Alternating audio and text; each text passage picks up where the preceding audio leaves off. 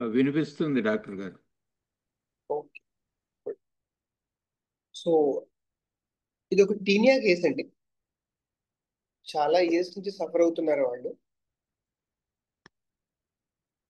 Already groups లో నేను pic share చేశాను. సో ఆ కేసు నేను ఈరోజు డిస్కస్ చేయబోతున్నాను. సో ఈవిడి వయసు వచ్చి ఒక 35 to 37 ఇయర్స్ ఉంటాయి. ఈవిడ కాలేజ్ లో లెక్చరర్ అనమాట యాక్చువల్ గా. సో ఈవిడ ఆల్రెడీ కొన్ని హోమియో మెడిసిన్స్ వాడారు ఒక డాక్టర్ గారి దగ్గర. అయినా సరే పెద్ద అనిపించలేదు. సో కేసు ఇలా స్టార్ట్ చేసాం. చెప్పండి మేడం, ఏంటి ప్రాబ్లమ్స్?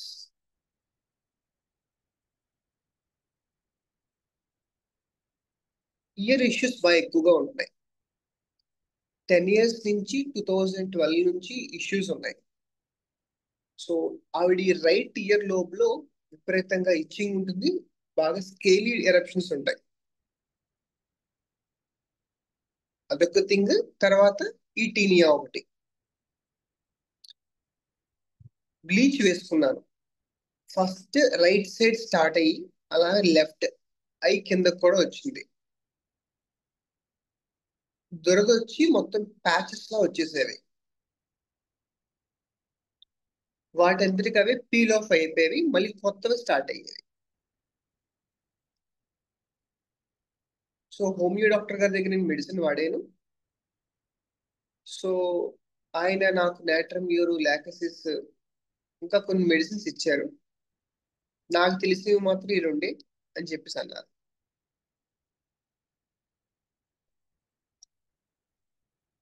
ఇది ఏమైనా ఎగ్జాజరేట్ అవుతుందా అనే భయం కూడా వేస్తూ ఉంటుంది అప్పుడప్పుడు నాకు. నేను చిన్న చిన్న వాటికి బాగా అఫెండ్ అయిపోతూ ఉంటాను.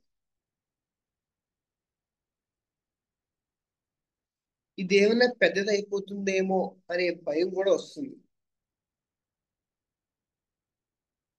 పిల్లలకు పాఠం చెప్పాలంటే, వాళ్ళ ముందుకు వెళ్ళాలంటే, సారీ, పిల్లల ముందుకు వెళ్ళాలి కదా. స్టమక్ అప్సెట్ అట్ టైమ్స్ ఉంటూ ఉంటుంది. బయట తినాలంటే భయం. 2014లో థైరాయిడ్ వచ్చింది. అప్పటి నుంచి బాగా వెయిట్ పుట్ ఆన్ అయ్యాను. అండ్ మళ్ళా 1 year నుంచి థైరాయిడ్ వస్తుంది. నా స్కిన్ అంతా బాగా పొడి చర్మం. చెమటలు పడుతూ ఉంటే చాలా బెటర్ గా ఫీల్ అవుతూ ఉంటాను. ఈజీగా అప్సెట్ అవుతూ ఉంటాను, అఫెండ్ అవుతూ ఉంటాను. మనల్ని ఇగ్నోర్ చేస్తే అఫెండ్ అవుతాను.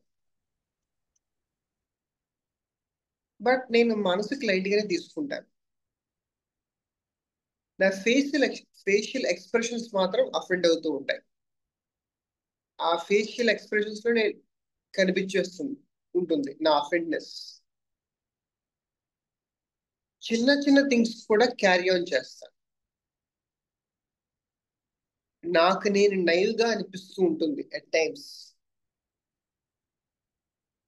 ఏదైనా డైరెక్ట్ సిచ్యువేషన్ వస్తే నాకు ఏం చేయాలో తెలియదు.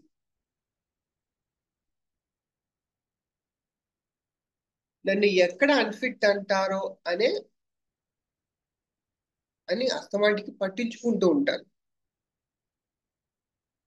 ఆ బ్రెయిన్ లో అలా తిరుగుతూ ఉంటాయి. నేను డైవర్ట్ అవ్వడానికి ఇన్స్టాగ్రామ్, సోషల్ మీడియాస్ ఎక్కువ చూస్తూ ఉంటాను. హడావిడిగా ఉంటే తీసుకోలేను. పార్టీ పబ్స్ అంతా లేవు. నా చిన్నతనం నుంచి నన్ను మా నాన్నగారు, అమ్మగారు బాగా ప్యాంపరింగ్ చేశారు. ఇంతవరకు ఆవిడ చెప్పిన హిస్టరీ అన్నమాట. దీన్ని బట్టి మనకి ఏం అర్థం అవుతుంది యాక్చువల్ గా అంటే, ఇంతవరకు ఇచ్చిన డేటాలో మనం పేషెంట్ తో ఎలా బిహేవ్ చేస్తే బాగుంటుందని మీకు అనిపిస్తుంది యాక్చువల్ గా? అంటే మన ఆర్ట్ ఆఫ్ క్వశ్చనింగ్ అడుగుతున్నాను నేను.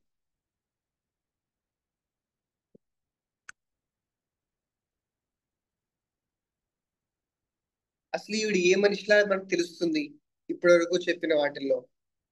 ఆమె సెన్సిటివ్ అనిపిస్తుంది. కొంచెం మనం అడిగే క్వశ్చన్స్లో కూడా ఆ సెన్సిటివ్నెస్ ఉండేటట్లుగా మనం మాట్లాడితే బాగుంటుందని నాకు అనిపిస్తుంది. ఎందుకంటే చిన్న చిన్న వాటిని కూడా ఆమె హృదయానికి తీసుకునే తత్వం ఉంది కాబట్టి. వెరీ సెన్సిటివ్ అనేది అంటే ఇప్పుడే మనం ఈమె ప్లాంట్కి వెళ్ళిపోద్దా ఎక్కడికి వెళ్తుంది అనేది చెప్పలేం, కానీ కొంచెం ప్రిమిటివ్ అని అనిపిస్తుంది. ఆవిడే చెప్పారు నేను నైవ్గా అని చెప్పేసి ఆవిడే అన్నారు. సో మనం ఇవ్వాల్సిన drug not from higher classes, చాలా ప్రిమిటివ్ డ్రగ్ మనం ఆలోచించాల్సి వస్తుంది. కామన్ క్వశ్చన్, ఏంటి మిమ్మల్ని బాగా ఇబ్బంది పెట్టేది? ఎంబరాస్మెంట్. ఆవిడే చెప్పింది అవుట్ ఆఫ్ బాక్స్ అనమాట. ఎంబరాస్మెంట్ ఉండకూడదు.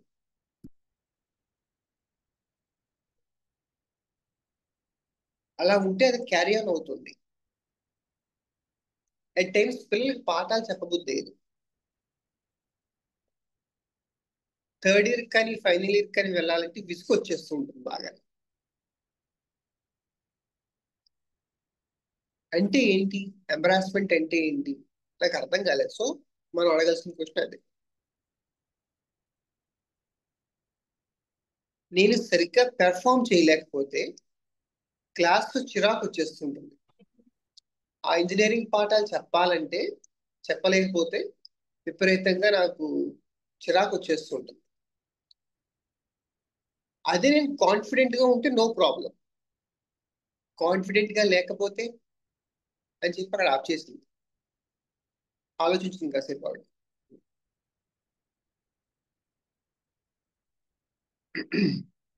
కంప్లీట్ చేయండి అని అన్నాను, బట్ ఆవిడ అక్కడితో ఆగింది. ఒక ఆల్మోస్ట్ 30 సెకండ్స్ ఆవిడ పాజ్ ఇచ్చింది, నేను కూడా పాజ్ ఇచ్చాను. ఎలా అనిపిస్తుంది ఆ టైంలో మరి? రాంగ్ ఇన్ఫర్మేషన్ ఇస్తున్నానేమో, ఒక రకమైన నీరసం వచ్చేస్తుంటుంది, గుండె దడలా అనిపిస్తుంటుంది, నేను సరిగ్గా పెర్ఫామ్ చేయలేనేమో. కానీ చిన్నప్పుడు ఇలా ఉండేదని కాదు. నేను భరతనాట్యంలో the top most girl. But ఇప్పుడు నేను ఇలా నన్ను నేను ఇలా చూసుకోవడం నాకు ఇష్టం ఉండట్లేదు. సో ఇందులో మనకు తెలుస్తుంది ఏంటంటే ఈవిడ సరిగ్గా పెర్ఫామ్ చేయకపోతే ఇన్ ద ప్రాబ్లమ్ అరైజెస్. నా క్వశ్చన్ కూడా అదే అడిగాను, ఏంటి సరిగ్గా పెర్ఫామ్ చేయలేకపోతే రాంగ్ ఇన్ఫర్మేషన్ ఇస్తే పిల్లల్ని మిస్గైడ్ చేస్తున్నానేమో, ఒక type of cringe feeling, embarrass అవుతూ ఉంటాను. నేను ఈ క్రింజ్ ఫీలింగ్ ఎంబరాస్ ఫీలింగ్ కోసం కొంచెం క్లుప్తంగా చెప్పండి అని అడిగాను. ఆల్మోస్ట్ ఇక్కడే ఆ ఎంబరాస్ ఫీలింగ్ కోసం నేను ఆల్మోస్ట్ ఒక 20 minutes ఈ కేసుతో పోట్లాడాను. ఎంబరాస్ అంటే ఎలా ఉంటుంది, how does it feel like, examples ఇవ్వండి. She cannot. అసలు ఎంబరాస్ అంటే ఎంబరాస్ అంటే అంటుంది. ఓకే, ఎంబరాస్మెంట్ ఉన్నప్పుడు ఎలా ఉంటుంది అంటే ఒక రకమైన షై అంతే, అంతకంటే ముందుకు వెళ్ళలేక. అప్పుడు నేను ఏం చేశానంటే just be in that moment. Let us assume that you are speaking with your children. మీరు మాట్లాడుతున్నారు పిల్లలతో, ఆ టైప్ ఆఫ్ ఫీలింగ్ వచ్చింది. ఎలా ఉంటుంది ఆ క్షణం? ఆల్మోస్ట్ ఈ ఎంబరాస్మెంట్ ఫీలింగ్ లోనే ఆవిడ ఆల్మోస్ట్ ఒక 10 నిమిషాల నుంచి పావుగంట అందులో ఉంచాను.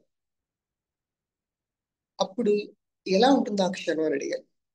ఒక రకమైన నీరసం, నిస్సత్తు, పాల్పిటేషన్స్, తల అంతా అనీజీనెస్ గా ఉంటుంది. కొంచెం చెప్పండి, ఆ క్షణం, ఆ మూమెంట్ ఎలా అనిపిస్తూ ఉంటుంది? ఆ నీరసం మీలో కాళ్ళు లాగేస్తూ ఉంటాయి, ఏదో తెలియని నీరసం, చెమటలు పెట్టేస్తూ ఉంటాయి. ఇంకా అంతే సార్, అంతకు మించి ఇంకేం అవ్వదు అక్కడ ఆ టైం. ఓకే,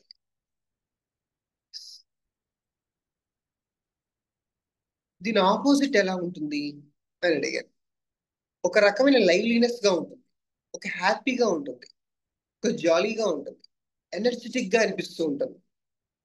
కానీ ఎప్పుడైతే నాకు ఈ ఫీలింగ్ వస్తూ ఉంటుందో, ఎంబరాస్మెంట్ ఫీలింగ్, ఇది ఇప్పుడే కాదు, కొన్ని కొన్ని విషయాల్లో even from my adulthood, childhood లో కూడా నాకు ఇలాగే అనిపిస్తూ ఉండేది. ఏదైనా ఎంబరాస్మెంట్ ఫీలింగ్, ఏదైనా ఎక్కడైనా థాట్ వస్తే కనుక వెంటనే నేను డీలా పడిపోతాను అని కూడా చెప్పుకుంటూ వచ్చింది. కేస్ షీట్ లో రాయలేదు, she was saying all these things.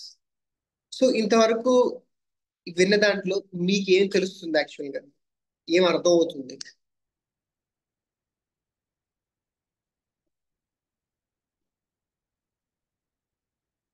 Sensitive, reactive. Sensitivity, reactivity. Okay, ఇంకా?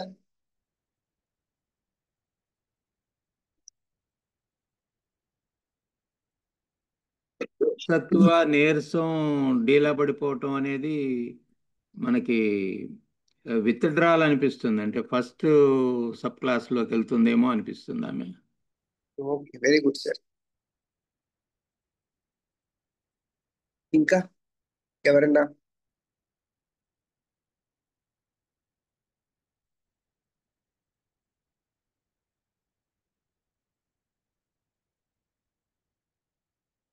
పార్టిసిపేట్ చేయండి, no problem, whether it is right or wrong.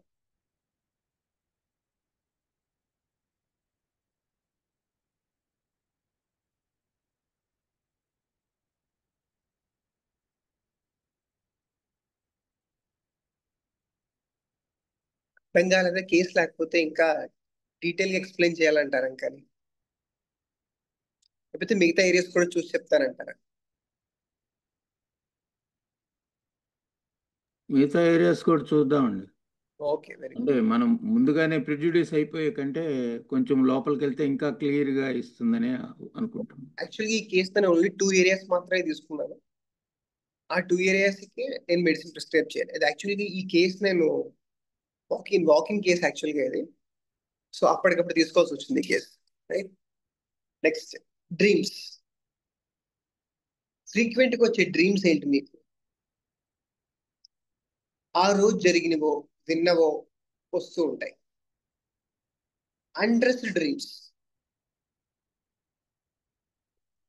ఏదైనా ఒక పార్టీ జరుగుతుంటుంది, ఆ పార్టీలో నేను అన్రెస్ట్ గా ఉన్నట్టు, అక్కడికి నేను తెలియకుండా వెళ్ళిపోయినట్టు, మార్నింగ్ లేచాక బాగా చిరాగ్గా అనిపిస్తుంది ఆ డ్రీమ్ వచ్చినప్పుడు. ఇంకొకటి, అందరూ కూర్చుంటారు, నేనేమో బాగా చేస్తున్నాను. ఫ్రీక్వెంట్ గా వచ్చిన డ్రీమ్ ఏంటి వీటిల్లో? Or anything else? అన్రెస్ట్ డ్రీమే సార్. కొంచెం డీటెయిల్ గా చెప్పండి. అందరూ ఉన్న చోటికి నేను వితౌట్ డ్రెస్ లో వెళ్తున్నట్టు, ఓన్లీ ఇన్నర్స్ తో వెళ్తున్నట్టు. ఓకే, ఆ మొత్తం డ్రీమ్ లో మిమ్మల్ని టచ్ చేసింది ఏంటి? What exactly affected you in that whole dream? నేను అట్లా ఉండడం ఏంటి? ఎలా అనిపించింది అలా అందరి ముందు? When you are in that state, ఒక రకమైన సిగ్గు, embarrassment.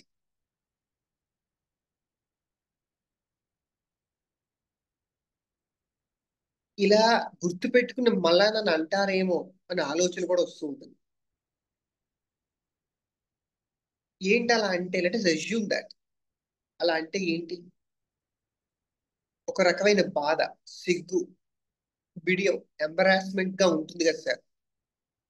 Yes, be in that state. ఎలా ఉంటుంది ఆ క్షణం? When you are in that state of embarrassment, shy, ఒక రకమైన షివరింగ్ వస్తుంటుంది, ఒక రకమైన నీరసం, నడవలేను, నడవలేని నీరసం, అసలు ఓపికే ఉండదు, తినబుద్ధి కాదు, తాగబుద్ధి కాదు, అదే ఆలోచనతో ఉంటాను. గుండె దడలా అనిపిస్తూ ఉంటుంది ఆ టైంలో. అంటే పేషెంట్ ఇచ్చింది వన్ లైన్ ఆన్సర్స్ అన్ని కూడా, రైట్, మధ్య మధ్యలో ఇంకా కొంచెం క్వశ్చన్స్ అడిగి నేను యాజ్ ఎ పారాగ్రాఫ్ గా మీకు చెప్తున్నాను. దీని ఆపోజిట్ స్టేట్ ఎలా ఉండొచ్చు అంటారు? అదే సార్ ఇందాక చెప్పాను కదా మీకు నేను, ఒక లైవ్లీగా, హ్యాపీగా, ఒక కాన్ఫిడెంట్ గా ఉంటుంది అనిపిస్తుంటుంది. అండ్ ఇక్కడతో నేను 2 ఏరియాస్ తీసుకున్నాను. 2 ఏరియాస్ తో నాకు అర్థమైంది కేసు మొత్తం. నెక్స్ట్ కాకపోతే ఇంకా కొంచెం థర్మల్ రియాక్షన్స్ కూడా అడిగాను యాక్చువల్గా. కొన్ని జనరల్స్ కూడా అడిగాను. మెన్సెస్ ఎలా ఉంటుంది? 20 days సైకిల్ వస్తుంది. Stool normal, motion bowel movements normal గా ఉంటాయి. స్వెట్టింగ్ ఎలా ఉంటుంది? స్వెట్టింగ్ ఎక్కువ వస్తుంటే నాకు బెటర్ గా ఉంటుంది. బాగా చిల్లీ పేషెంట్, బాగా చల్లదనాన్ని తట్టుకోలేము. ఇంకా డిజైర్స్ ఎవర్షన్స్ అంటూ ఏమీ లేవు ప్రతిగా, రైట్? సో వీటిని అండర్స్టాండ్ చేసుకుని నేను ఇంకా కొద్దిగా నా పాస్ట్ ఎక్స్పీరియన్స్ ఆఫ్ డ్రగ్ మీద నేను చూసుకుని నేను వీటికి మెడిసిన్ ఇవ్వడం జరిగింది. ఒకటే డోసు 30 పవర్లో ఒక డోసు ఇచ్చాను, రైట్? వెయిట్ చేశాను, చాలా రోజులు వెయిట్ చేశాను. ఆల్మోస్ట్ ఒక 2 months వరకు వెయిట్ చేశాను ఆ ఒక సింగిల్ డ్రగ్, సింగిల్ డోస్తో. And after 2 months she is completely normal. అసలు స్కిన్ ఎరప్షన్స్ తగ్గడం కాదు ఫస్ట్ ఆఫ్ ఆల్, ఇందులో ఆ ఫీలింగ్ ఎలా ఉందని అడిగాను. ఆవిడ వచ్చిన సెకండ్ ఫాలోఅప్ గా, థర్డ్ ఫాలోఅప్ గా అడిగాను, ఎలా ఉంది ఎంబరాస్మెంట్ ఫీలింగ్ అంటే, ఇప్పుడు ఏదో నాలో కాన్ఫిడెన్స్ గా అనిపిస్తుంది నాకు, నేను క్లాస్ ప్రిపేర్ అవ్వకుండా కూడా చెప్పగలుగుతున్నాను, ఎవరేమనుకుంటే నాకు ఎందుకులేండి అని చెప్పేసి ఆవిడ ఫాలోఅప్లు ఇవ్వడం జరిగింది అనమాట. సో దీన్ని బట్టి ఏ డ్రగ్ ఇచ్చి ఉంటారు అనుకుంటున్నారు?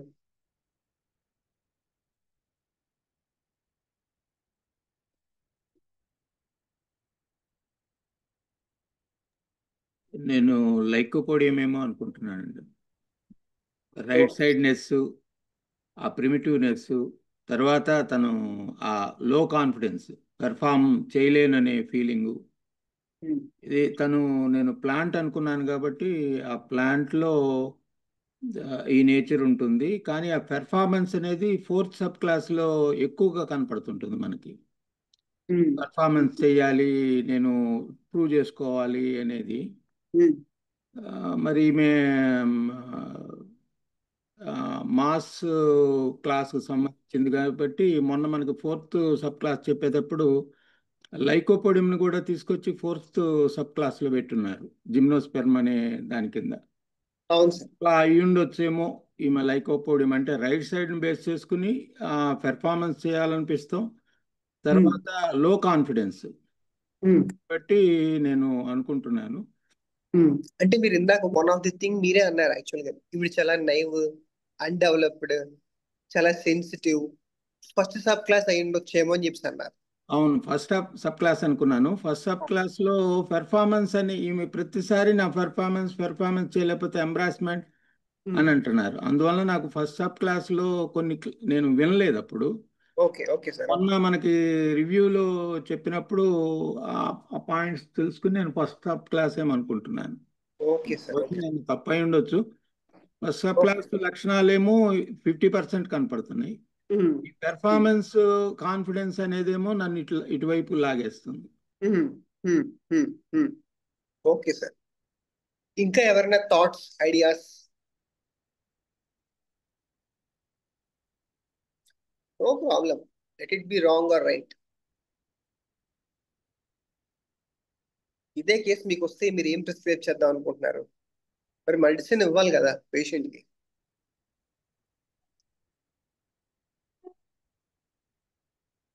ఇది ఒక డిస్కషన్ క్లాస్ అంతే, నేనేం మీకు టీచింగ్ ఏం చేయట్లేదు. So let us discuss.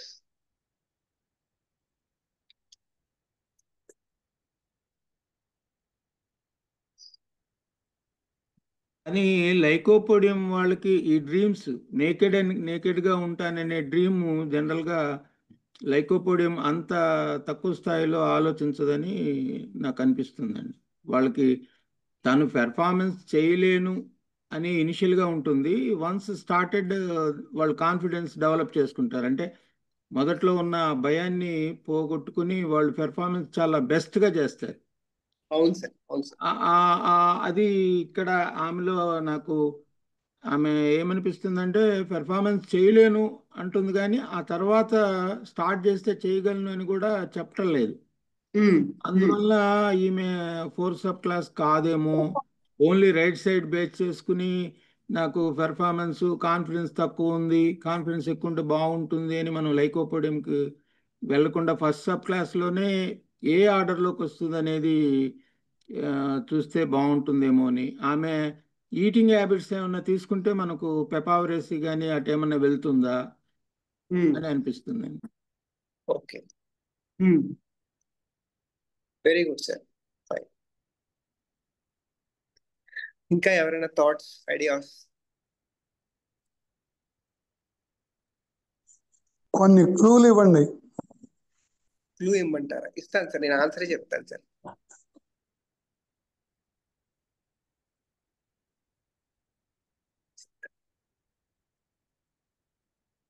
Students, అందరూ స్టూడెంట్స్ అనుకోండి, కాలేజ్ స్టూడెంట్స్ ఇంకా ఉన్నారు ఇందులో కొంతమంది. చెప్పండి, నో ప్రాబ్లం. జ్ఞాని అన్న, రాఘవన్ సార్,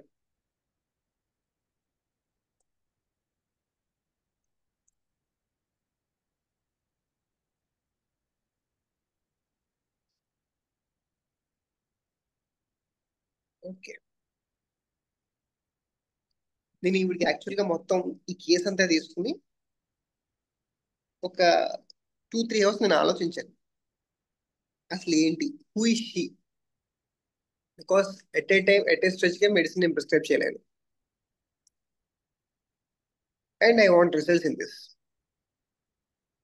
ప్యూర్లీ ఎక్స్పీరియన్స్ మీద నేను డిపెండ్ అయ్యాను యాక్చువల్గా. ఎలా అంటే వాట్ షీఈస్ డూయింగ్ అనేది ఆలోచించాను, రైట్. ఆలోచించి నేను ఇవి గ్రాఫైటిస్ ఇవ్వడం జరిగింది. 31 డోస్. చూడడానికి బాగా ప్లంపీగా, రైట్, ఒబేస్గా, అవన్ ఆ రకంగా ఉన్నారు యాక్చువల్లీ ఇవిడి చూడడానికి. అండ్ ఆ లోకల్ గా కూడా వాటి నుంచి లైట్ గా డిశ్చార్జ్ వస్తూ ఉంటుందని చెప్పేసి నాకు సెకండ్ ఫాలోఅప్ లో చెప్పారు ఆవిడ. Not in the first case taking. నేను కూడా అడిగాను, ఎప్పుడైనా గమనించారంటే అంత పెద్దగా ఏం గమనించలేదు నేను, అంత నోటీసబుల్ గా ఉండదు. కానీ సెకండ్ ఫాలోఅప్ లో ఏంటంటే ఉంటుందండి, అప్పుడప్పుడు ఉంటుంది, అది కొంచెం స్టిక్కీగా ఉంటుంది కూడా అని చెప్పి అన్నారు. ఒకటి అది నేను దాన్ని బేస్ చేసుకుని ఇవ్వలేదు మెడిసిన్. కాకపోతే గ్రాఫైటిస్ లో ఎప్పుడు ఏంటంటే ఆ embarrassment theme, feeling of embarrassment, and ఆ ఎంబరాస్మెంట్ అడిగినప్పుడు కూడా నేను అంటే ఏంటని అడిగినప్పుడు కూడా ఆవిడ ఎంతలాగా షీ వాస్ లిటరల్లీ నాకు తెలియదు అనే విషయంగానే ఉంటున్నారు. అంటే ఏంటని అడిగాను యాక్చువల్గా. ఆవిడ ఏం చేశారంటే ఎంబరాస్మెంట్ అంటే ఏంటని అడిగితే ఆవిడ ఫోన్ తీసుకుని ఎంబరాస్మెంట్ మీనింగ్ చెప్తారు అన్నమాట. అమ్మ నేను అడిగింది మీనింగ్ కాదమ్మా, అంటే ఏంటి, వాట్ ఈస్ ఇట్, మీకు మీకు ఎలా అనిపిస్తుందో ఎంబరాస్మెంట్ అని అడిగితే ఆవిడ డిక్షనరీ తీసి మీనింగ్ చెప్తున్నారు, రైట్. సో అంత నైవ్ క్యారెక్టర్ అనమాట. సో ఇవన్నీ బేస్ చేసుకుని and feeling of energy and energyless, right, feeling of liveliness and unhappiness. So ఇవన్నీ నేను కన్సిడరేషన్ చేసుకుని గ్రాఫైటిస్ 31 డోస్ ఇవ్వడం జరిగింది. తర్వాత ఆవిడ ఒకే ఒకసారి ఫాలోఅప్కి వచ్చారు. ఆ తర్వాత 2-3 పేషెంట్స్ తీసుకొచ్చినప్పుడు నేను మళ్ళీ అడిగాను ఆవిడ, నాకు మెడిసిన్స్ ఏం అవసరం లేదు సార్, నాకు ఆ 1 మంత్కే సరిపోయింది, నాకు మొత్తం తగ్గిపోయింది, I don't want any medicines అని చెప్పి ఆవిడ రావడం మానేసింది, కానీ మిగతా వాళ్ళు పంపిస్తున్నారు అనమాట ఆవిడ, రైట్. తర్వాత వాళ్ళ పేరెంట్స్, వాళ్ళ బ్రదర్స్, సిస్టర్స్, రైట్, ఇంకా అలా అలా కంటిన్యూ చేస్తూనే ఉన్నారు ఆవిడ. సో గ్రాఫైటిస్ 31 డోస్ ఇవ్వడం జరిగింది అనమాట.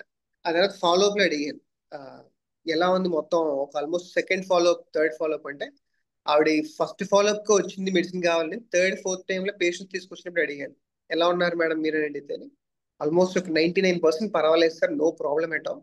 ఇచ్చింగ్ కానీ నాకు 10 years నుంచి ఉన్న ప్రాబ్లమ్స్ కూడా ఎప్పుడైతే ఈ ఇయర్ లోబ్యూల్లో నాకు ఏదైతే ఫ్లేకీనెస్ ఉంటుందో డైలీ నేను వాటికి మాయిశ్చరైజర్ రాయాల్సి వస్తుంది, డైలీ నేను వాటికి ఏంటది క్రీమ్స్ రాయాల్సి వస్తుంది. అలోపతి క్రీమ్స్ రాస్తే గానీ ఇవి ఫ్లేకినెస్ తగ్గట్లేదు. ఒక రోజు రాయకపోయినా సరే ఇయర్ లోబ్యూల్స్ అంతా కూడా విపరీతంగా ఇచ్చింగ్ వచ్చేస్తుందని చెప్పి అనేవారు యాక్చువల్గా. నేను అన్ని మానేసాను, పక్కన పెట్టేశాను, no allopathic medicines at all right now అని చెప్పారు యాక్చువల్గా నేను. సో ఇవి గ్రాఫైటిస్ 30 డోస్ ఇవ్వడం జరిగింది. ఎస్.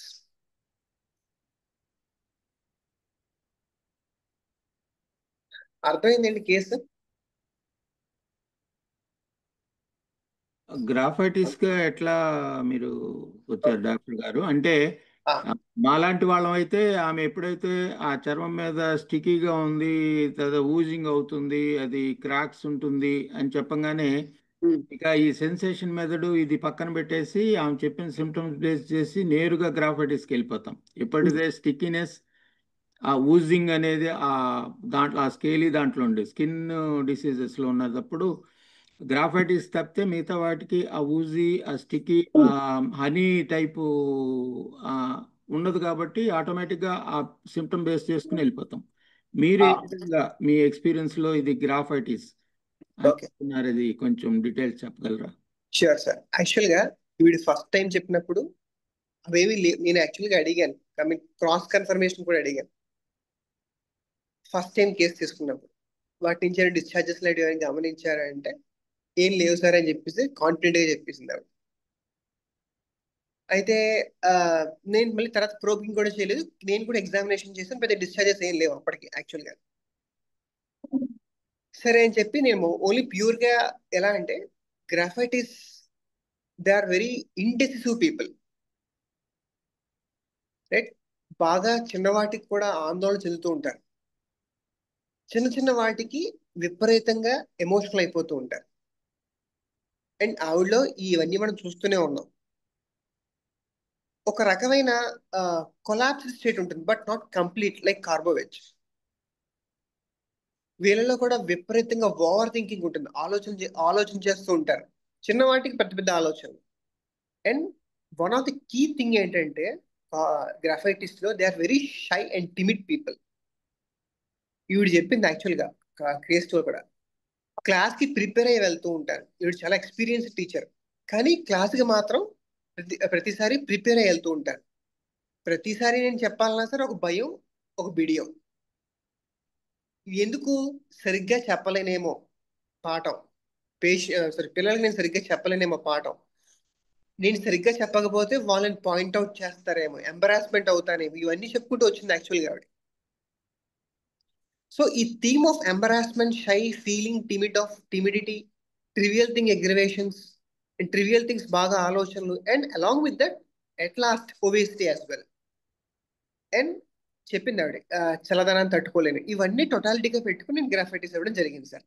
ఆ తర్వాత సెకండ్ థర్డ్ ఫాలోఅప్స్ లో అడిగాను ఒక సిచ్యువేషన్ లో, ఎప్పుడైనా గమనించారా? ఇప్పుడు కాదు, ఓకే ఇప్పుడు మీరు ప్రెసెంట్ ఆయింట్మెంట్స్ రాస్తున్నారు, క్రీమ్స్ రాస్తున్నారు, ఒక వెల్ అండ్ గుడ్. కానీ ఇది వరకు, నాట్ టుడే, ఈవెన్ బిఫోర్, కొద్దిగా అనిపించేది సార్. వాటి నుంచి స్టిక్కీ ఫ్లూయిడ్, చిన్న చిన్నగా ఫ్లూయిడ్ లాగా అనిపిస్తూ ఉండేది నాకు. అనిపిస్తున్న వెంటనే ఆయింట్మెంట్స్ రాసేదాన్ని అని చెప్పుకుంటూ వచ్చింది ఆవిడ. సో దీన్ని బేస్ చేసుకుని గ్రాఫైటిస్ ఇవ్వడం జరిగింది సార్.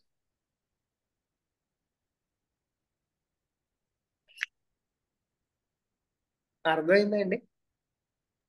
అర్థమైంది డాక్టర్ గారు. అంటే ఇప్పుడు ఇక్కడ మనకి సెన్సేషన్ మెథడ్ మీరు ఫాలో అయినారా, లేకపోతే మీ ఎక్స్పీరియన్స్ బేసిస్ చేసుకుని వేశారనేది?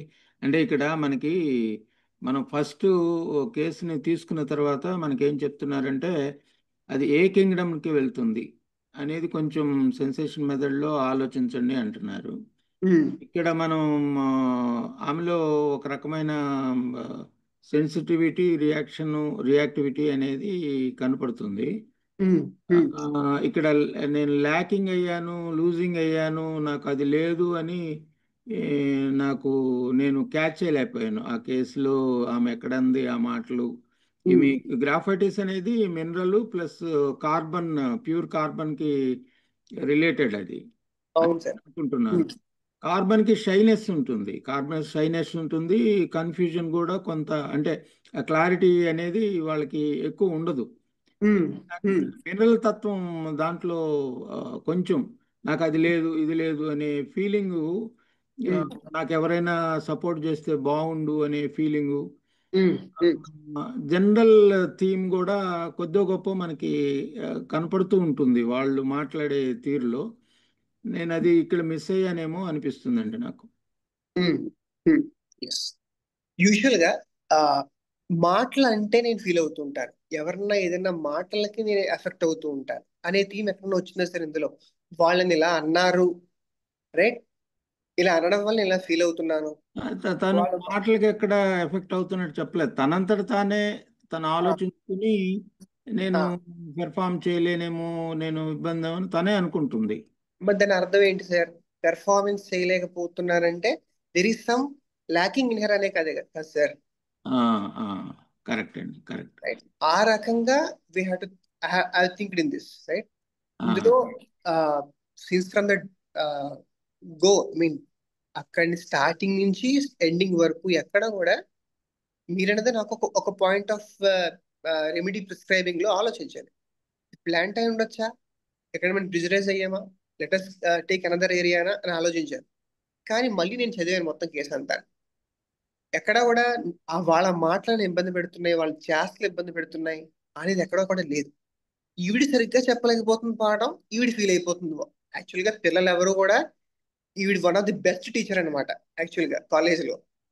కానీ ఈవిడ ఫీలింగ్ ఏంటంటే నాలో లోపం ఉందేమో అని ఆలోచన. బ్యాక్గ్రౌండ్ అదే రన్ అవుతుంది ఆవిడకి. సో దాన్ని బేస్ చేసుకుని, అండ్ మీరు అన్నట్టు స్టార్టింగ్ లో చాలా naive, indecisive, she's not even second super class, మీరు అన్నట్టు ఫస్ట్ సూపర్ క్లాస్ అయ్యి. సో ఆ రకంగా నేను కార్బన్ ఇవ్వడం జరిగింది సార్. ఇప్పుడు క్లారిటీ వచ్చిందండి. అక్కడ మిస్ అయ్యాను నేను. తన పెర్ఫార్మెన్స్ అనేది నేను దృష్టి పెడుతున్నాను, కానీ పెర్ఫార్మెన్స్ చేయలేకపోతున్నాను. That is the lacking. అవును సార్, అవును సార్. ఓకేనండి, థ్యాంక్ యూ. యాక్చువల్గా నేను ఈ రోజు ఒక 2 కేసెస్ డిస్కస్ చేద్దాం అనుకుంటున్నాను. అంటే సెకండ్ కేస్ చాలా దెబ్బలు తిన్న తర్వాత అర్థం చేసుకుని ఒక మెడిసిన్ ఇవ్వడం జరిగింది. సో ఈ కేసులో ఇంకేమైనా డౌట్స్ ఉంటే కనుక చెప్పండి, విల్ డిస్కస్ ఇట్. ఇది క్లియర్ అండి, క్లియర్ అయింది. సెకండ్ కేసు అంటే ఇతరులకు కూడా ఓకే అయితే సెకండ్ కేసు చెప్పండి డాక్టర్ గారు. ఇంకేమైనా డౌట్స్ ఉన్నాయండి ఈ కేసులో? మీకేమన్నా? నమస్కారం సార్. సార్ నమస్కారం సార్. సార్ నమస్తే అండి. సార్ ఇప్పుడు డ్రీమ్స్ పార్ట్ ఏమి ఎఫెక్ట్ ఉండదా సార్? డ్రీమ్స్ పార్ట్ మనం రెమెడీ సెలెక్షన్ డ్రెస్సింగ్ విషయంలో కానీ అటువంటి కన్సిడర్ చేయాల్సిన అవసరం లేదా సార్? అంటే అందులో కూడా నేను experience, for example letter say that మనకి ఏమీ లేవు, ఓన్లీ అక్కడ వరకే చెప్పింది పేషెంట్, అప్పుడు మనం కన్సిడరేషన్ చేసి మనం రూబ్రిక్ వైజ్ గా వెళ్ళొచ్చు, ప్రాబ్లం ఏం లేదు. కాకపోతే అందులో కూడా ఆ నిస్సత్తు or energy less or energy, right, being happy, lively, అవే కదా చెప్పుకుంటూ వచ్చింది ఆవిడ. అంటే మీకు నేను షార్ట్ కట్ గా చేసి చెప్పేసాను మొత్తం కేసు అంతా కూడా. బట్ ఈ ఇంతవరకు వెళ్ళడానికి I need it little took me 1.5 hours. ఆవిడ ఆ ఎంబరాస్మెంట్ థింగ్ నే యాక్చువల్లీ చెప్పలేకపోతుంది ఆవిడ. అక్కడ కూడా మనం అర్థం చేసుకోవాలి ఏంటి అనేది, వాట్ షీజ్ అనేది. ఆ డ్రీమ్ పార్ట్ లో కూడా ఆవిడ చాలా సిగ్గుపడిపోయేది చెప్పడానికి కూడా. నేను ఎలా ఉన్నానంటే ఐ వాజ్ లిటరలీ, అసలు పేషెంట్ చూడలేదు. డ్రీమ్ పార్ట్ చెప్తున్నప్పుడు అసలు పేషెంట్ నే చూడలేదు యాక్చువల్గా. ఆవిడ చెప్పుకుంటే నేను నాకు రాసుకుంటూనే ఉన్నాను. రైట్. ఆ డ్రీమ్ పార్ట్ అనేది ఓన్లీ ఎక్స్పీరియన్స్ మాత్రమే కన్సిడరేషన్ చేసి చేశారమ్మా. ఆ డ్రీమ్స్ ఆఫ్ అండర్స్ నేను చూడలేదు యాక్చువల్ గానీ, అందులో గ్రాఫైటిస్ ఉందో కూడా చూడలేదు. నేను చూసి చెప్తాను sir. Okay sir, thank you sir. Thank you అండి.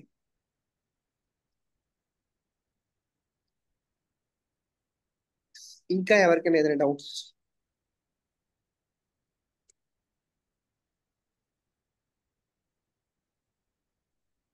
ఓకే, ఒక చిన్న డిఫరెన్సియేషన్ చేయాలనుకుంటున్నాను. నేను ఈ కేసులో యాక్చువల్గా కార్బోవేజ్ ఎందుకు అవ్వకూడదు అనే ఆలోచనతో క్వశ్చన్ మార్క్ కూడా పెట్టుకున్నాను యాక్చువల్గా. సో అప్పుడు నేను డిఫరెన్సియేషన్ చేసుకున్నాను. యూజువల్ గా కార్బోవేజ్ ఏంటంటే బాగా ఇండిఫరెంట్ గా ఉంటారు, రైట్. అదే గ్రాఫైటిస్ వచ్చేటప్పటికి ఇండెసిసివ్ గా ఉంటారు, బాగా యాంగ్షియస్ గా, బాగా విచారంగా ఉంటారు గ్రాఫైటిస్ పీపుల్. అదే కనుక కార్బోవేజ్ అనుకోండి, వాళ్ళు బాగా కొలాప్స్ స్టేట్ లోకి వెళ్ళిపోతుంటారు ఎక్కువగా. అందుకే మనం కాప్స్ రివైవర్ అని చెప్పి అంటూ ఉంటాం కార్బోవేజ్ ని. ఓకే, గ్రాఫైటిస్ అనుకోండి, దే ఆర్ వెరీ లో, అంతేగాని but they are not completely collapse our graphites people. అదే కార్బోవేజ్ అనుకోండి, one of the key thing ఏంటంటే they are very disconnected people. చాలా తిమ్మిర్లు వచ్చేస్తుంటే నమ్నెస్ అయిపోతూ ఉంటుంది బాడీ అంతా అని అంటూ ఉంటారు. గ్రాఫైటిస్కి వచ్చేటప్పుడు బాగా ఓవర్ థింకింగ్ ఎక్కువ ఉంటుంది వీళ్ళు కార్బోవేజ్ ఏ పని చేయలేరు, ఎందుకంటే they are very energyless people, weak గా ఉంటారు. సేమ్ అదే గ్రాఫిటీస్ లో కూడా జరుగుతుంది, కాకపోతే they are very shy and timid people. ఈ కార్బోవేజ్ వచ్చేటప్పటికి దే ఆర్ వెరీ ఏంటది, they are fear of death ఎక్కువ ఉంటుంది యాక్చువల్ గా. చనిపోతానేమో ఆలోచన, భయం ఉంటుంది ఎక్కువగా. అదే గ్రాఫిటీస్కి వచ్చేటప్పటికి they are fear of failure ఉంటుంది. నేను సరిగ్గా పెర్ఫామ్ చేయలేకపోతే ఫెయిల్యూర్ అయిపోతానేమో అనే ఆలోచనతో ఉంటారు. సో ఇది నాకు యూస్ఫుల్ గా అనిపించి మీకు షేర్ చేశాను. అర్థమైందా అండి? మళ్ళీ చెప్పమంటారా గ్రాఫైటిస్ కి కార్బోవేజ్ కి? మళ్ళా ఒకసారి రిపీట్ చేస్తారండి, కొంచెం ఓకే చిన్నగా రిపీట్ చేస్తే నోట్ చేసుకుంటాను visible. Sure sir. So carbo veg వచ్చేటప్పటికి they are very indifferent people. Apathetic అంటాం కదా మనం. ఓకే. అదే గ్రాఫైటిస్ కి వచ్చేటప్పటికి they are very sad, indecisive people. బాగా చిన్నవాటికి కూడా ఆందోళన, భయం. For example soul of remedies లో ఏం చెప్తారంటే శంకరన్ సార్, ఆ ఇంట్లో కొన్ని సమస్యలు జరుగుతాయి. పిల్లలు కానీ, లేకపోతే ఇంటికి వచ్చే వర్కర్స్ కానీ, ఏదో చిన్న చిన్న ఇబ్బందులు జరుగుతూ ఉంటాయి. వాటికి వీడు బాగా యాంగ్షియస్ అయిపోతారు. అయిపోయి అప్పుడే హస్బెండ్ వస్తాడు ఇంటికి. హస్బెండ్ వస్తే ఒక చీటీలో రాసుకున్నట్టు ఆవిడ మొత్తం గడగడ చదివేస్తూ ఉంటుందంట. రైట్? ఇలా చేశారు పిల్లలు, అలా చేశారు వర్కర్, ఇలా చేశారు వీళ్ళు అని చెప్పి, ఇంకా మీ అమ్మగారు ఎలా చేశారు, మీ అత్తగారు ఎలా చేశారు, మీ నాన్నగారు ఎలా చేశారు అని కంటిన్యూస్ గా గడగడ చెప్పేస్తూనే ఉంటుందంట. గ్రాఫైటిస్ పర్సనాలిటీస్ అంతా ఓవర్ యాంగ్జైటీ గా ఉంటారని చెప్పి soul of remedies Sankaran sir ఇచ్చారు. కార్బోవేజ్ వచ్చేటప్పటికి మనం చూస్తూ ఉంటాం, చాలా కోవిడ్ కేసెస్ లో మనం చూసాం కూడా, కొలాప్స్ అయిపోతుంటారు. బాడీ అంతా కోల్డ్ అయిపోతుంటుంది, వెరీ లో ఇన్ వైటాలిటీ. అదే గ్రాఫైటిస్ లో కూడా ఉంటుంది, but not that much collapse. Carbo veg people they are disconnected with society and with themselves. Disconnection maintain చేస్తుంటారు, ఎక్కువగా సంబంధం లేనట్టుగా ఉంటారు. అదే కనుక గ్రాఫైటిస్ అయితే they are over thinking people. ఆలోచనలు, విపరీతమైన ఆలోచన, చిన్న చిన్న వాటికి కూడా అలా జరిగిపోతుందేమో, ఇలా జరిగిపోతుందేమో, ఇలా ఉంటుందేమో. సో కార్బోవేజ్ వచ్చేటప్పటికి they are disconnected and here it is over thinking. రెండిట్లోని విత్డ్రాల్ ఉంటుంది, కాకపోతే ఎందువల్ల ఉంటుందంటే విత్డ్రాల్ అంటే కార్బోవేజ్ లో ఏంటంటే because of their low vitality, నిస్సత్తుగా ఉండడం వల్ల ఫిజికల్ గా వాళ్ళు అక్కడ లో డిస్కనెక్షన్ గా ఉంటారు. గ్రాఫైటిస్ లో కూడా ఉంటుంది, కానీ because of there shyness and timidity వాళ్ళు డిస్కనెక్టెడ్ గా ఉంటారు. ఇద్దరిలోని ఫియర్స్ ఉంటాయి. కార్బోవేజ్ లో ఫియర్ ఉంటుంది, గ్రాఫైటిస్ లో కూడా ఫియర్ ఉంటుంది. కానీ కార్బోవేజ్ లో ఫియర్ ఏంటంటే చనిపోతానేమో అనే భయం. గ్రాఫైటిస్కి వస్తే ఫెయిల్యూర్ అంటే భయం. సో ఈ కాంటెక్స్ట్ చిన్న షార్ట్ కేసు చెప్పాలనుకుంటున్నాను. సో నేను ఒక విలేజ్ లో ప్రాక్టీస్ చేస్తాను, సండే వస్తాయి. సో అక్కడ ఒక గ్రూప్ ఆఫ్ పేషెంట్స్ చూడాలి, ఒక 4, 5, 6 అవర్స్ లో. డిస్పెన్సరీస్ ఎలా చూస్తాం అలా చూడాల్సి వస్తుంది అక్కడ కూడా. అయితే ఒక ఆయన బాగా సాటర్డేనో ఫ్రైడేనో బాగా విపరీతంగా మటన్, చికెన్ అన్ని తినేసి విపరీతంగా పడిపోతున్నారంట సిన్స్ ఫ్రమ్ 2 days నుంచి. అమ్మో నాకు ఆక్సిజన్ అందట్లేదు, చనిపోతానేమో. రైట్?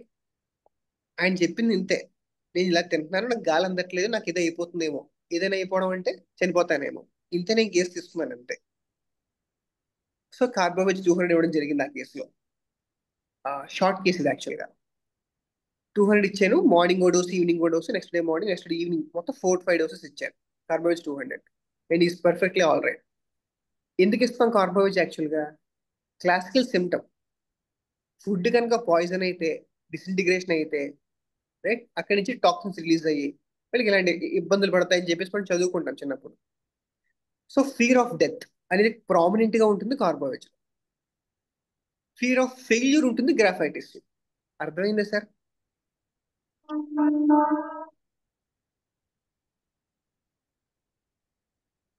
థ్యాంక్ యూ అండి డాక్టర్ గారు, చాలా నీట్గా చెప్పారు. ఈ రెండింటి మధ్యలో ఇది కొలాప్స్ అవుతుంది, అది కొలాప్స్ అవ్వదు. దీనికి డెత్ అనే ఫీర్ ఉంటుంది, దానికి ఫెయిల్యూర్ అనే ఫెయిల్ ఉంటుంది.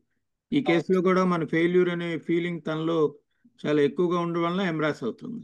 అవును సార్, అవును సార్. ఎస్, ఆ ఎంబరాస్మెంట్ టీం ఎప్పుడు కూడా గ్రాఫైటిస్ట్ లో మీరు ఏ కేసు చూసుకున్నా సరే, అంటే నేను ఈ 7 years ఆఫ్ ప్రాక్టీస్ లో ఓన్లీ 2 కేసెస్ కి స్కిన్ డిసీజ్ కి గ్రాఫైటిస్ ఇవ్వడం జరిగింది. ఒకటి ఇది, అండ్ ఇంకోటి లైకెన్ ప్లానస్ ఒక కేసు. అది కూడా ఫ్యూచర్ లో చెప్తాను, డీటెయిల్ గా చెప్తాను. ఆయన చూడడానికి కూడా సేమ్ డిట్టో అలాగే ఉంటారనమాట. చాలా నల్లగా, బొద్దుగా, లావుగా, రైట్. ఆయన ఒక 15 years నుంచి అలోపతిక్ మెడిసిన్స్ వాడుతున్నారు లైకెన్ ప్లానస్ కి. మొత్తం all over whole limbs full గా ఉంటుంది అనమాట. చాలా స్మాల్ స్మాల్ బ్లాక్ నోడ్యూల్స్, వాటి నుంచే విపరీతమైన డిశ్చార్జెస్ అనమాట. సో ఆయన కూడా అంతే. ఎప్పుడైనా ఫ్రీ టైం దొరికినప్పుడు నేను ఆ కేసు డిస్కస్ చేస్తాను మీతో. Yes, okay. సార్ ఈ కేసులో డ్రీమ్స్ గురించి ఒకటే డ్రీమ్ అండి, వేరే డ్రీమ్స్ ఏం లేవా ఆవిడకి? 3-4 డ్రీమ్స్ వస్తుంటాయి సార్. మనం డ్రీమ్స్ ఎలా ఎక్స్ప్లోర్ చేయాలంటే, అదే అందుకని మల్టిపుల్ డ్రీమ్స్ ఉంటాయి కదా. పేషెంట్ కి చాలా పేషెంట్ కి చాలా డ్రీమ్స్ ఉన్నా సరే, కానీ ఒక డ్రీమే వాళ్ళు బాగా ఎఫెక్ట్ చేస్తూ ఉంటుంది. ఓకే, అండ్ ఆ డ్రీమే రికరెంట్ గా వస్తూ ఉంటుంది కూడా వాళ్ళు. ఆ డ్రీమ్ మనం పట్టుకోవాలి. అన్ని డ్రీమ్స్ అడగచ్చు, ప్రాబ్లం ఏమీ లేదు. కానీ మనం 1/2 hour తీసుకునే 45 minutes తీసుకునే కేసు 2-3 years అయిపోతుంటుంది. అప్పుడు జనాలు మనం చెప్తూ ఉంటారు. కరెక్టే, పేషెంట్ కి మరి ఓవరాల్ గా ఆలోచించినప్పుడు ఎలా? అదే సార్ చెప్తాను కదా, మన డ్రీమ్స్ ఏరియా ఎలా ఎక్స్ప్లోర్ చేయాలంటే, చెప్పండి అమ్మా మీకు ఏమేమి డ్రీమ్స్ వస్తాయని అని అడుగుతాం. వాళ్ళు different zones of their life లో, different areas of their life లో చాలా డ్రీమ్స్ ఎక్స్ప్లెయిన్ చెప్తూ ఉంటారు. కానీ వాటిల్లో మీకు ఏది రికరెంట్ గా వస్తుంది అని అడుగుతాం. ఒక డ్రీమ్ చెప్తారు, ఆ డ్రీమ్ ని వివరంగా కనుక్కోవాలి. వివరంగా అంటే ఇన్ డీటెయిల్ గా, క్లుప్తంగా. అంటే ఎలా అంటే, ఆ డ్రీమ్ లో మీరు ఎక్కడ ఉంటారు, ఏం చేస్తున్నారు, చుట్టూ ఏమవుతూ ఉంటుంది, మొత్తం ఒక సినారియో, ఒక సీనరీ తీసుకొచ్చేయాలి వాళ్ళ కళ్ళ ముందుకి, రైట్. నువ్వు చెప్పిన డ్రీమ్ కొంచెం డెలికేట్ అండ్ సెన్సిటివ్ ఇష్యూ. దాని గురించి as a doctor how you will treat? అదే సార్ నేను చెప్తున్నాను కదా సార్, ఇప్పుడు ఆ డ్రీమ్ లో ఆవిడ ఏంటి ఎఫెక్ట్ చేసింది, వాట్ ఎగ్జాక్ట్లీ ఎఫెక్టెడ్ అదే. ఇప్పుడు మన డ్రీమ్స్ అంటే ఆవిడ చాలా డ్రీమ్స్ చెప్తారు, అన్నిటి రూబ్రిక్స్ తీసుకుని మనకి మెడిసిన్ చేసేయచ్చు, ప్రాబ్లం అది కాదు సార్. కానీ ఆ డ్రీమ్ లో ఆవిడ ఏం ఎఫెక్ట్ చేస్తున్నది కనుక్కోవాలి. అప్పుడే వాళ్ళ యొక్క కాన్స్టిట్యూషన్, వాళ్ళ యొక్క ఇండివిజువాలిటీ అంటే తెలుస్తుంది. ఈ dreams of undressing or dreams of, for examples చెప్తున్నాను, డెత్ రిలేటివ్స్ చాలా మంది చెప్తున్నారు, చనిపోయిన వాళ్ళు వస్తున్నారు నాకు అని అంటారు. ఏంటి చనిపోయిన వాళ్ళు రావడం అంటే, ఆ రూబ్రిక్ లో ఒక 25 రెమెడీస్ ఉంటాయి. ఆ 25 రెమెడీస్ మనం ఇవ్వలేం కదా. అందులో ఏంటి, వాట్ ఎగ్జాక్ట్లీ ఎఫెక్టింగ్ దెమ్. అప్పుడు మనం అందులో ఎక్స్పీరియన్స్ ఏంటి, వాళ్ళ ఇండివిజువల్ ఎక్స్పీరియన్స్ ఏంటి. మీరు డ్రీమ్స్ గురించి అన్నారు కదా, ఈ డ్రీమ్స్ గురించి అర్థం చేసుకునేందుకు మనకి ఎక్కడైనా ఇన్ఫర్మేషన్ అవైలబుల్ అండి? నాకు తెలియదు సార్, నేను కనుక్కొని చెప్తాను. అంటే ఎందుకంటే ఇప్పుడు డ్రీమ్స్ చాలా చాలా వస్తుంటాయి, మనం ఏది పట్టుకోవాలి ఏది పట్టుకోకూడదు అంటే. రికరింగ్ డ్రీమ్స్ గురించి మీరు చెప్పారు, బాగుంది. అదే రికరింగ్ గా వస్తుందంటే అది what type of personality she is అనేది ఇంపార్టెంట్ కదా. అది అందు గురించి ఈ డ్రీమ్స్ గురించి how to get better understanding. Dreams నేను ఇప్పుడు అర్థం చేసుకోను, వాళ్ళ ఎక్స్పీరియన్స్ ఏంటో కనుక్కుంటాను సార్, అంతే. అంటే డ్రీమ్స్ ఇది పార్ట్ ఆఫ్ కేస్ టేకింగ్ కదా, డ్రీమ్స్ కూడా. పాతది కొత్తదని కాదు సార్ ఇందులో. అంటే పార్ట్ ఆఫ్ కేస్ టేకింగ్ అది. మన part of case taking, how to analyse A dream, అది ఇంపార్టెంట్ కదా. అది కదా సార్, ఇప్పుడు ఆ అండ్రెస్సింగ్ లో ఆవిడ ఫీలింగ్ ఏంటి, ఎంబరాస్మెంట్, రైట్. ఎంబరాస్మెంట్ లో ఎక్స్పీరియన్స్ ఏంటి, నిస్సత్తువ. నేను ఇది ఎందుకు అడుగుతున్నానంటే, మీరు ఆ ఒక్కటే చెప్పారు మన కేస్ టేకింగ్ ఈ కేసులో. ఆ ఒక్కటే కాదు కదా, చాలా ఉంటాయి కదా. దీన్ని how to differentiate and decide అనేది.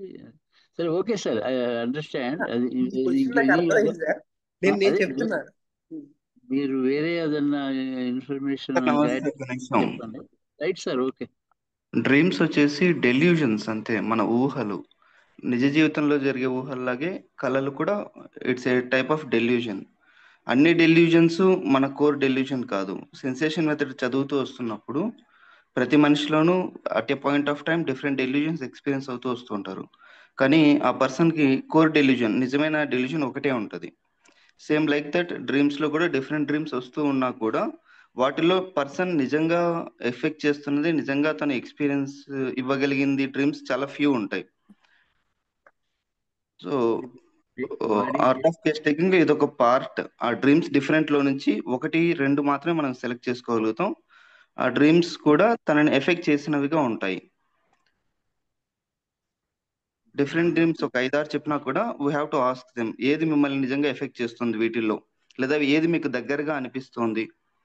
ఆ క్వశ్చన్ వేసినప్పుడు they will pick up only 1 or 2. దాంట్లో మనం ఇన్ డీటెయిల్ అడగొచ్చు అండ్ వాటికి వీలైనంత వరకు గుర్తుంటాయి కూడా చెప్పడానికి వీలుగా. మిగిలినవి ర్యాండమ్ గా వివిడ్ గా వచ్చేస్తుంటే వెళ్ళిపోతూ ఉంటాయి. Right sir, thank you. Okay, thank you జ్ఞాని సార్. ఇంకా ఈ కేసులో ఏదైనా ఇంకా క్లారిఫికేషన్స్ ఏమైనా కావాలండి?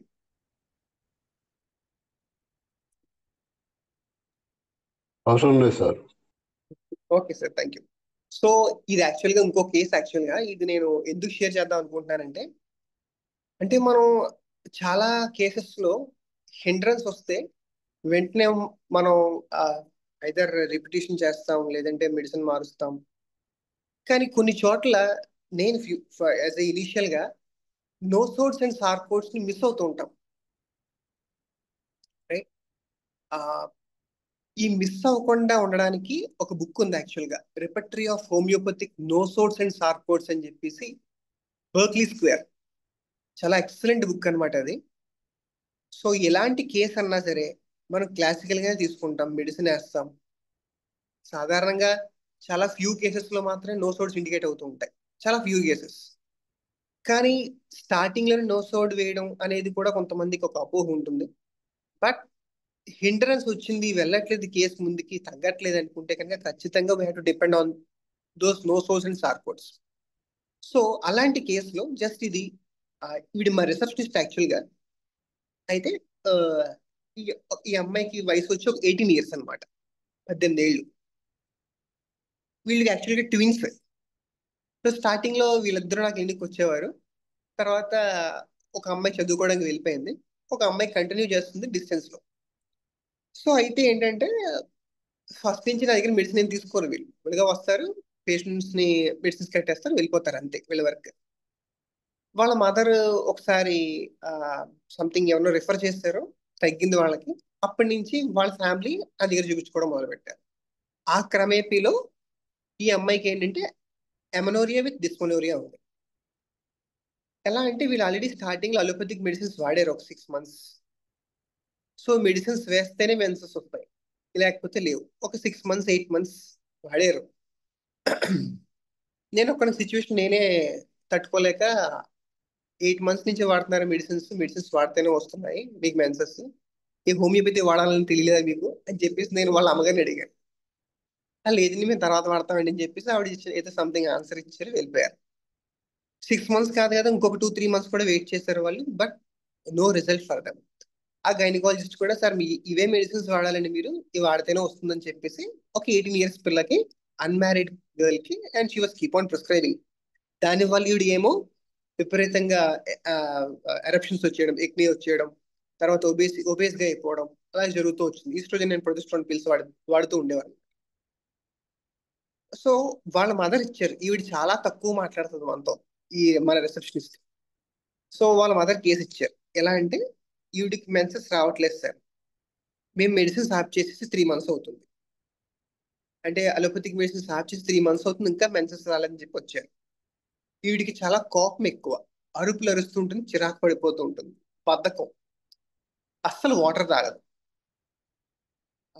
ఈ కంప్లైంట్ యాక్చువల్గా ఈవిడికి ఆల్మోస్ట్ ఒక 2-3 years నుంచి ఉందండి ఇది అని చెప్పేసి అన్నారు. ఈవిడికి నాకు తెలిసి వ్యాక్సిన్ తర్వాత ఈ ప్రాబ్లం స్టార్ట్ అయిందేమో అనుకుంటున్నాను సార్. సో మనకి షార్ట్ టైం ఉంది కాబట్టి నేను కొంచెం వాళ్ళు ఏం చెప్పారో నేనేం అడిగాని చెప్పేస్తాను. కడుపు నొప్పి, హైపోగ్యాస్ట్రిక్ పెయిన్స్ వస్తూ ఉంటాయి. వీడికి చాలా కోపం వచ్చేస్తుంటుంది, అరిచేస్తూ ఉంటుంది విపరీతంగా మా మీద. చాలా నాషియస్ గా ఫీలింగ్ అవుతూ ఉంటుంది అట్ టైమ్స్. వీడికి కళలు చాలా విచిత్రంగా వస్తూ ఉంటాయి, జోంబీ డ్రీమ్స్ వస్తూ ఉంటాయి. దేవుడు కూడా వస్తూ ఉంటారండి. చాలా కోపం చాలా ఈజీగా అప్సెట్ అవుతుంది. ఈవిడికి లెఫ్ట్ ఐ పైన ఒక చిన్న ట్యూమర్ లా అనిపిస్తుందండి. అసలు ఈవిడ పని చేయాలంటే చాలా ఫాస్ట్ గా చేసేస్తుంది. మనం జస్ట్ నా నోట్లో ఇంకా క్వశ్చన్ ఉంటుంది, ఈ లోపల ఆ అమ్మాయి ఆన్సర్ చెప్పేస్తుంది. లేకపోతే నేను ఇంకా అది కావాలి అనే నేను ఇంకా ఆ, అడగను కూడా, ఆమె ఇందులోకి తీసుకొచ్చేస్తుంటది. నేను అడుగుతాను, నేను చెప్తాను కూడా ఆ వీటి కాలంలో ఏమైనా చక్రాలు పెట్టుకున్నాను అడుగుతూ ఉంటాను. డోర్ బయటే ఉంటుంది తప్ప డోర్ లోపలికి రాదు. అక్కడే వింటుంది, అక్కడే తీసుకొచ్చి వచ్చేస్తుంది. అంటే అంత ఫాస్ట్ అనమాట, చాలా ఫాస్ట్ పేస్ లో ఉంటుంది అనమాట ఈవిడ. ఫుడ్ ఏంటంటే క్యాబేజ్ అనేది ఎవర్షన్, క్యాలీఫ్లవర్ విపరీతంగా నాసియా వచ్చేస్తుంటుంది. అసలు చలికాలం పడదు, అసలు దాహం వేయదు, నార్మల్ స్లీప్ అంతా కూడా నార్మలే. నేను డైరెక్ట్ గా డ్రీమ్స్ అడిగాను. బికాస్ మనకు తెలిసిందే కదా, సార్ కూడా చెప్పారు ఇందాక, it is their core delusion. Delusions అనేవి డైరెక్ట్ గా డ్రీమ్స్ అనేది డెల్యూషన్స్. సో డైరెక్ట్ గా డ్రీమ్స్ ఎత్తుకున్నాను. ఎత్తుకోవడంలో వాళ్ళ మదర్ని ఆ బయటికి పంపించేసి ఏంటమ్మా నీ డ్రీమ్స్ అని అడిగాను. జాంబీ డ్రీమ్స్ వస్తూ ఉంటాయి, గోస్ట్ డ్రీమ్స్ వస్తూ ఉంటాయి, ట్రైన్ డ్రీమ్స్ వస్తూ ఉంటాయి, నన్ డ్రీమ్స్ వస్తూ ఉంటాయి. చాలా భయంకరంగా వేసేస్తూ అనిపిస్తూ ఉంటుంది. ఎవరో ఒకరిని చంపి తినేస్తూ ఉంటుంది. ఆ డ్రీమ్స్ అని చాలా విపరీతంగా వస్తూ ఉంటాయి. హ్మ్. వీటిల్లో నిన్ను బాగా ఇంపాక్ట్ చేసింది ఏంటి? ఓకే, వెరీ గుడ్, చాలా డ్రీమ్స్ చెప్పావు. కానీ వీటిల్లో నిన్ను బాగా ఇంపాక్ట్ చేసింది ఏంటి? మనిషిని చంపుకుని తినడం. ఏంటి అందులో నేను టచ్ చేసింది? చాలా వికారంగా చంపేస్తుంది ఏంటది ఆ డెవిల్. బాడీని ముక్కలు ముక్కల కింద చేసి సపరేట్ చేసి చంపేస్తుంది. ఎస్, ఎలా అనిపించింది ఆ క్షణం? ఒక రకమైన భయం, చెమటలు, సడన్ గా వెలికి వచ్చేస్తుంది, గుండె దడ, చెమటలు పట్టేస్తూ ఉంటాయి. ఆ డ్రీమ్ లో నువ్వు ఎక్కడ ఉన్నావు? Where were you at that time? Just I'm observing ఆ హోల్ థింగ్ అని నేను అబ్జర్వ్ చేస్తున్నాను. ఎలా ఉంటుంది ఆ హోల్ థింగ్ అంతా కూడా? ఒక నల్లటి ఆకారం. నేను నా నా అంటే వీడి పక్కన పడుకునే చోట ఒక బీరువా ఉంటుందంట. ఆ బీరువాలో నల్లటి ఆకారాలు కనిపిస్తుంటాయంట సడన్ గా నిద్రలేస్తే. ఏంటంటే నేను బాగా బాదర్ చేసింది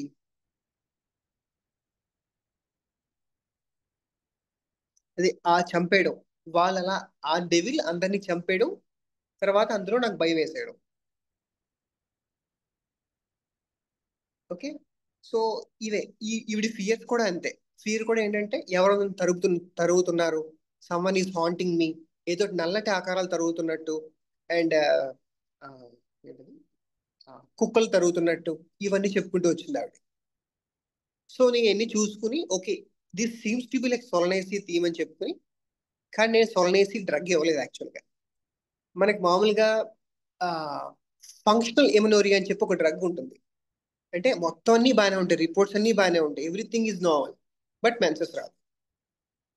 సో సో నేను ఏం చేశానంటే let us go with senecio aureus అని చెప్పేసి సెనేషియో ఆరియస్ ఇవ్వడం జరిగింది 200. సో వీళ్ళు నా దగ్గరికి వచ్చింది 23rd ఫస్ట్ వచ్చారు. కరెక్ట్ గా 3 days లో, అంటే 3 months నుంచి రాని మెన్సెస్ 3 days లో సెనేషియో ఆరియస్ వేస్తే 26th మెన్సెస్ అయింది ఆవిడకి. Very good, okay. ఆ టైంలో కడుపు నొప్పి విపరీతంగా ఉండడం, విపరీతంగా నా క్లినిక్ కూడా రాలేదు యాక్చువల్లీ 2-3 days చెప్పాలంటే. ఆ కడుపు నొప్పి రావడం, ఇవి విపరీతంగా క్రాంప్స్ వచ్చేయడం, క్లాట్స్ పడిపోవడం, ఇవన్నీ చూసి సరే లోకల్ గా నేను మెగ్నీషియం ఫాస్ పెట్టడం జరిగింది. Drug name senecio aureus, SENECIO, senecio, AUREUS, senecio aureus. So కడుపు నొప్పి విపరీతంగా మళ్ళా ఒకసారి స్పెల్లింగ్. ఒకసారి సార్ లైన్లో ఉండండి.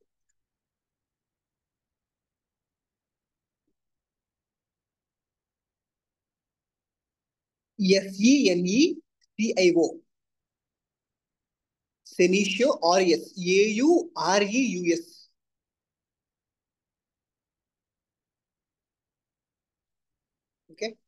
సెనిషియో ఆరియస్ ఇవ్వడం జరిగింది. అంటే ఈ సెనిషియో ఆరియస్ ఏంటంటే ఆల్రెడీ సార్ మన క్లాస్ చాలాసార్లు చెప్పారు, శ్రీకాంత్ సార్. ఈ డ్రగ్ ఏంటంటే అంతా బాగానే ఉంటుంది, ఎవ్రీ హార్మోన్ ఈజ్ పర్ఫెక్ట్, కానీ మెన్సెస్ రాదు. ఎవ్రీ మంత్ వీళ్ళు వాడుతూనే ఉండాలి, అప్పుడే మెన్సెస్ వస్తూ ఉంటుంది. అలాంటి కేసెస్ లో సెనిషియో ఇవ్వచ్చు, అండ్ చాలా కేసెస్ కూడా హెల్ప్ అయింది కూడా. కానీ ఈ కేసులో హోల్డ్ అవ్వట్లేదు.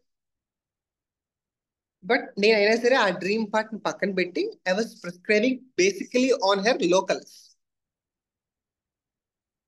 సో బికాస్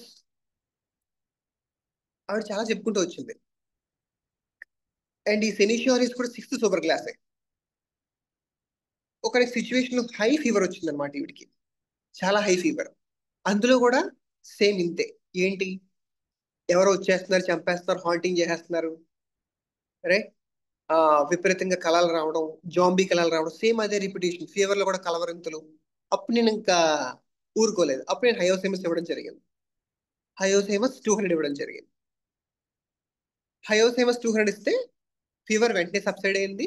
ఆల్మోస్ట్ ఒక 24 hours లో నార్మల్ అయిపోయింది. 2 days నుంచి ఉన్న ఫీవర్, రైట్. ఆ 2 days కూడా నాకు చెప్పలేదు వీళ్ళు, అలోపతిక్ మెడిసిన్స్ వాడుతున్నారు. 3rd day సివియర్ అయ్యేసరికి నాకు వెంటనే చెప్పారు. అప్పుడు హయోసెమస్ 200 ఇవ్వడం జరిగింది, and she was completely all right. So hyoscyamus అప్పటికి మెన్సెస్ రాలేదు. సో సెనేషియో ఇచ్చాను, ఒక 2 months మళ్ళీ మెన్సెస్ రాలేదు. ఆ 2 months ఏదో ఫీవర్ వచ్చింది, హయోసెమస్ వేసాను, and she felt better. Fever ఆగిన వెంటనే మెన్సెస్ వచ్చింది మళ్ళీ. మెన్సెస్ వచ్చినా సరే అయినా సరే, అండ్ కంటిన్యూ అవ్వట్లేదు కేసు అనేది. వర్ణం వేయడం జరిగింది, వేస్తే వస్తుంది, మళ్ళీ కంటిన్యూ అవ్వట్లేదు. అరే ఏంటి ఇలా ఉంది కేసు అని చెప్పేసి అప్పుడు నేను ఇందాక మీకు ఒక బుక్ చెప్పాను, repertory of homeopathic nosodes and sarcodes by Berkeley Squire. అంటే ఈ రెపర్టరీ ఏంటంటే ప్యూర్లీ నోసోడ్స్ అండ్ సార్కోడ్స్ మీదే ఉంటుంది అనమాట. పూర్వంలో కూడా మీకు ఒక కేసు కూడా దీంట్లో ఎక్స్ప్లెయిన్ చేశాను యాక్చువల్గా.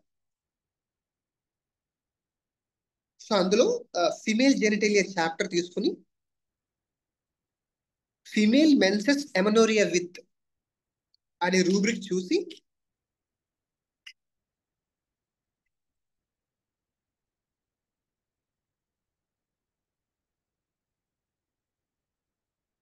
సో అందులో ఒక సబ్ రూబ్రిక్ ఉంది, ఏంటంటే మెన్సురేషన్ ఎమనోరియా యంగ్ గర్ల్స్ ఇన్. అందులో ఒక 3-4 డ్రగ్స్ ఉన్నాయి.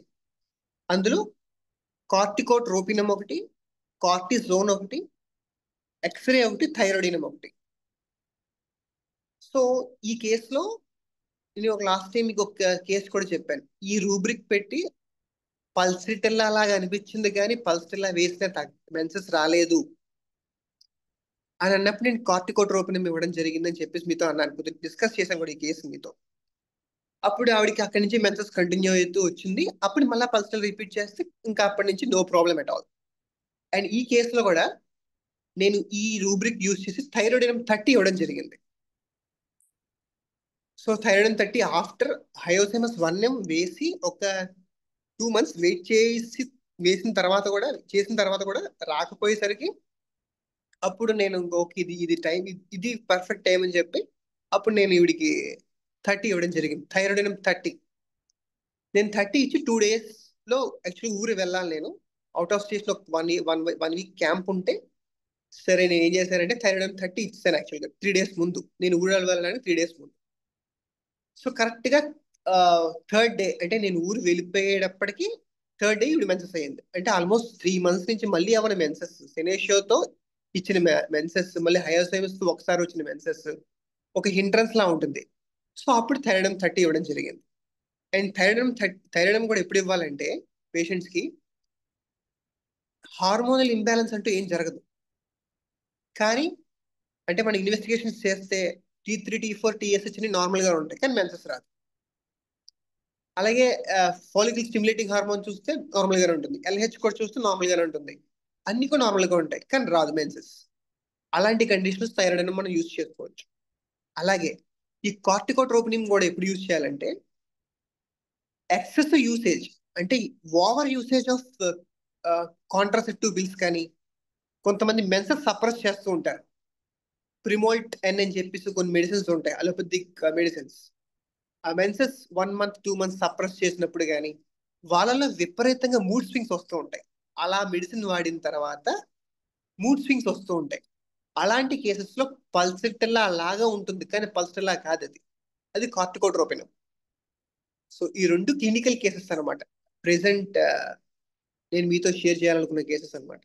సో అందులో కార్టికోట్రోపినం, ఇందులో థైరాయిడ్ 30 ఇవ్వడం జరిగింది and she did very well. Present ఈ అమ్మాయి కూడా, ఆ ఇద్దరు కూడా బాగానే ఉన్నారు.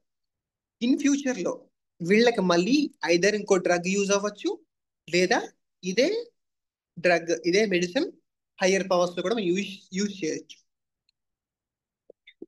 హోప్ ఇది మీకు అందరికి యూస్ఫుల్ గా ఉంటుందని చెప్పి షేర్ చేయడం జరిగిందండి. అర్థమైందా సార్?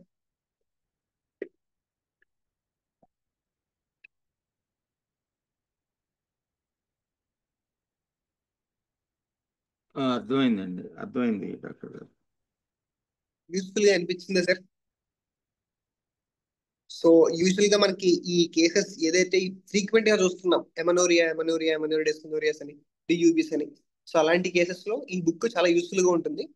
మీరు ఒకసారి అందరూ కూడా వీలుంటే ఈ బుక్ ని కొనండి. నేను పిక్ ఫోటో పెడతాను, గ్రూప్ లో పెడతాను. ఈ కేసులో ఇంకేమైనా డౌట్స్ ఉన్నాయండి?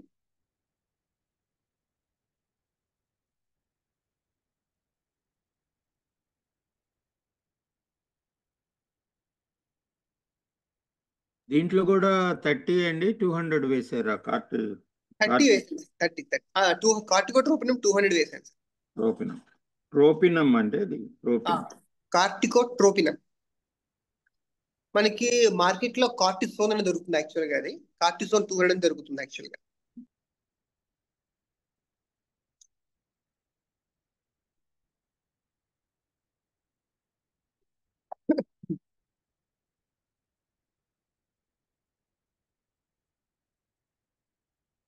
ఓకేనా సార్? మళ్ళీ నాకు నెక్స్ట్ టైం నాకు ఛాన్స్ వచ్చినప్పుడు నేను థైరాయిడినం ని ఇన్ డీటెయిల్ గా మీకు డిస్కస్ చేస్తాను, ఆ డ్రగ్. ఓకే, ఏమైనా డౌట్స్ ఉన్నాయండి ఇందులో?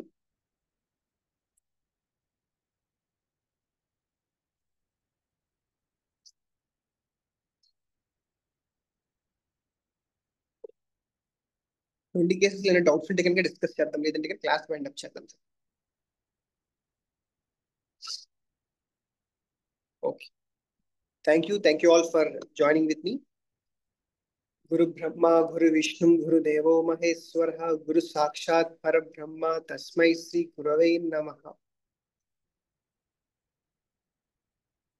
Okay sir, thank you all. Thank you doctor గారు.